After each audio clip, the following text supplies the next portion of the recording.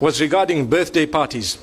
Look, to be honest with you, I need to give an introduction to the answer. Islam is a religion I have chosen, you have chosen. Have you chosen it? We've chosen it.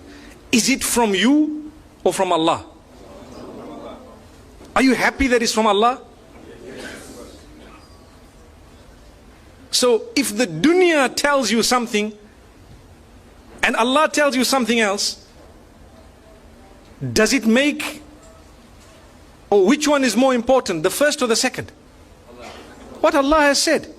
So even if the whole world is doing something and we are taught that this is not supposed to be done in the deen, we should not be feeling it hard in our hearts to say, Allah, if I die today, I know that I chose to be a Muslim and I chose to worship you and I know it's your rules. You know, it's so difficult today to talk because you're talking to a secular world, and sometimes they will pick on a small point of yours and they will make it a big issue for nothing, but not realizing that we do believe you are free to choose whether you're a Muslim or not. But the fact that you chose you're a Muslim, you are not free to change Islam. That's what we're saying. You cannot come and say, no, you know what, Islam needs to be modified. Well, then tell yourself you're a modified Muslim. Someone says, are you a Muslim? Say, no, I'm a modified Muslim, you know.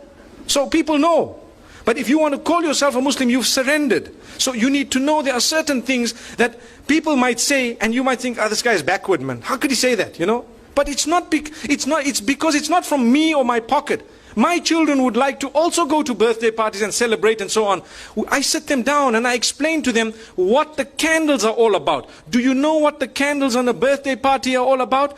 In ancient Europe, when the winters were so bad that people used to go into literal hibernation to keep themselves warm in whatever way they had. And when they would come out, they would count the dead. Did you know that?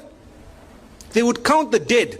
And in order to celebrate the fact that those who are alive have passed through the winter and survived and fought nature, which means nature came to kill us in the form of cold, and because we fought nature and we stayed alive, now we need to defy it by blowing out candles. So they would put how many ever candles of their age and blow them out to show we can defy it. It's something that we believe is rooted in the medieval Europe.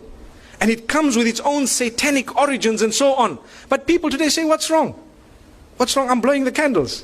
But you don't realize it's like an act of worship of the pagans. And we're saying, you know, and people have made it a culture and a tradition. The same applies to so many other things. You know, like Valentine's and so on. People start saying, but what's wrong? How come these people, you know, you're not allowed to show your love?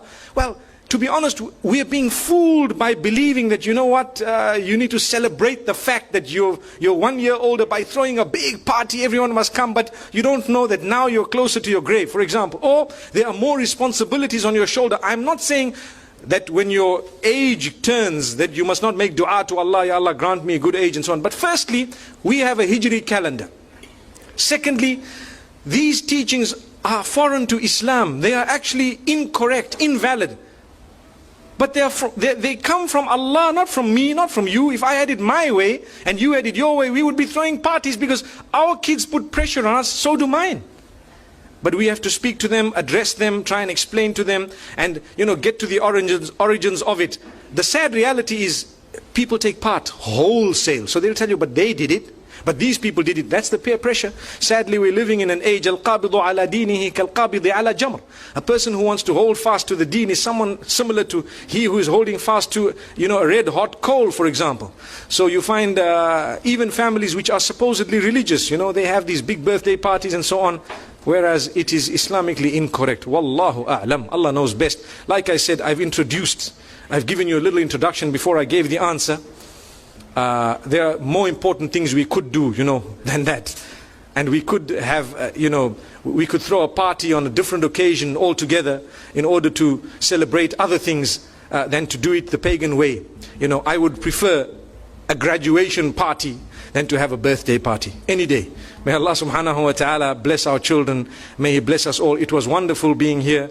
I really thought I would be dozing because of the responsibilities I've had to fulfill yesterday. But by the will of Allah, I've been quite awake. I'm more awake than when I started. So alhamdulillah, we thank Allah. I really appreciate your attention, because to have people seated for 2 whole hours and perhaps a little bit more is not a joke.